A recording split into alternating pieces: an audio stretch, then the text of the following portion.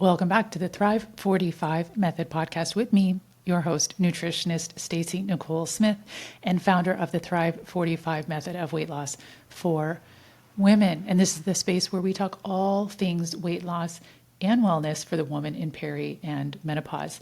And today we are talking about a topic I love to talk about. And the reason is because it makes women's lives a whole lot easier and more pleasant. And that is why you shouldn't eat a low carb diet for weight loss in peri and menopause. Now, I know a lot of women are very frustrated at this age, trying to lose weight, doing the things you used to do in your 20s and 30s, and they're no longer working. So you think that weight gain is inevitable at this age. And that is simply not the case. The things we used to do for our 25-year-old body don't work because our 45, 55-year-old body certainly has different needs. Now, one of the things that I don't often hear people talk about, which is very interesting, is when you go on a low-carb diet, the reason people continue to do them over and over again is because you can get a quick fix from it, like a quick little win and lose some weight initially. But the thing is, carbs hold water. So when you eliminate carbs, you are eliminating water weight.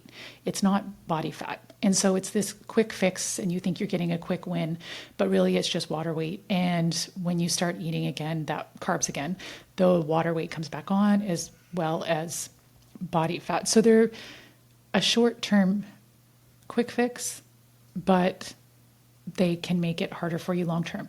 Additionally, you can have lots of food cravings, they affect your mood, and you can't stick to it. In order to lose weight effectively, number one, it has to be something sustainable that can fit into your lifestyle. So we are not about low-carb diets over here, especially with our hormonal changes and needs at this age. So I'm going to go through a couple of the ways that carbs actually help us lose weight at this age. And I think it's important to have a simple understanding because when we understand it, it makes us more likely to stick to it because it makes sense.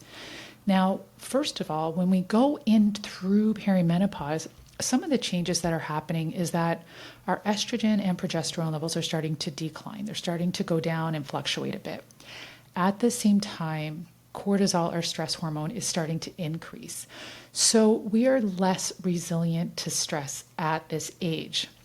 A low-carb diet is seen by our body as a stressor. So in response, our body is going to release more cortisol in response to that low-carb stressor. What this means is cortisol is famously known for putting fat right on the belly, that menopause belly, right? So low-carb diet means increased cortisol, which means more belly fat, and the belly fat's going to be really, really tricky to get off this way. Now, the other thing is thyroid. I mean, our thyroid really is the master for running our metabolism, right? Our thyroid to run efficiently needs those carbs. It needs them. So we got to have them.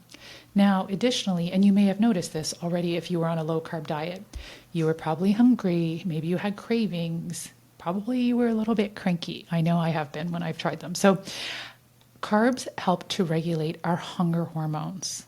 This is everything because this is going to make your life a heck of a lot easier. And without carbs, we're going to have more cravings. We're going to not feel full and satiated when we've had plenty to eat, or we're going to eat plenty, but our body's going to signal to us to keep going because it's not shutting off that ghrelin. Ghrelin tells us we're hungry. Without carbs, it's not signaling properly. Leptin tells us when we've had enough. Again, we need carbs to make these signal properly. And another thing, and this is the really important one that I really want to impress upon you, we need carbs for our gut health. Now, here's the thing. There's different types of carbs. So the bad carbs gave all the carbs a bad name. And bad carbs, I'm kind of using quotations, bad carbs most simply means the fiber has been stripped from them. So these are white carbs. You can find them mostly in processed foods. Processed foods will wreak havoc on your blood sugar, your gut health, your inflammation. So when in doubt and you don't know what to eat, choose whole, unprocessed foods in their natural state. So the bad carbs gave them all a bad name. Good carbs, the ones our body can efficiently use, they basically have fiber. Fiber feeds gut health. Our gut health runs the show. It helps to determine inflammation. It helps to balance our blood sugar. Obviously with digestion, that's what most people think of. And it also helps to regulate hunger, hormones, everything. And guess what feeds the healthy gut microbiome? Fiber. What is fiber? Fiber is carbs. So it is essential. Now, something I see often, and this is something I would like you to, if you do nothing else, to make note of this. Women at this age, we should be having 25 to 35 grams of fiber a day. Most women are not eating anything close to that. So if anything, just for a couple of days, keep note of how much fiber you're having every day. Are you having, 15 grams a day? Are you having the 30 to 35? Like, how much are you having every day? Because that is going to feed your healthy gut bacteria, which is going to help to regulate inflammation, your blood sugar, your hunger hormones, and all of the other hunger hormones. Our gut health and our hormonal health are very, very closely linked. So when I hear people talking about, oh, it's just cut carbs, burn off more, eat less, calorie deficit, that's all it takes to lose weight. They have clearly never been in perimenopause. So we need to feed our body properly, nourish it, give it what it needs to operate efficiently. And one of those is feeding our gut health. It is going to run the show for you. So some of the carbs you want to be having is your high fiber carbs. So veggies, lentils, quinoa, berries, sweet potato, those are all really good carbs to have. They have great fiber and they're going to be that beneficial bacteria in your gut.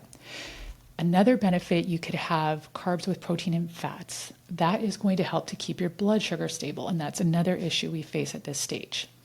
And again, you want to aim for 25 to 35 grams of fiber a day.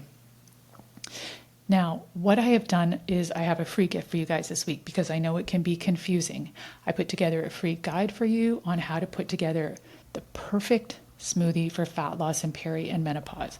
I've also included 3 amazing, delicious recipes that I already compiled for you. And these have the perfect amounts of protein and the perfect amounts of fiber, as well as other ingredients that are essential for fat loss and wellness at this age. I'm going to leave the link to this free guide in the show notes. You can also find it at the first link in my bio right now, and that is the free gut guide to fat loss in peri and menopause. I hope you found this helpful. If so, be sure to follow, subscribe, rate, and review, and you will be notified every week when new episodes like this are released. Don't forget to visit the show notes and for your free gift, and I'll see you next time. Bye.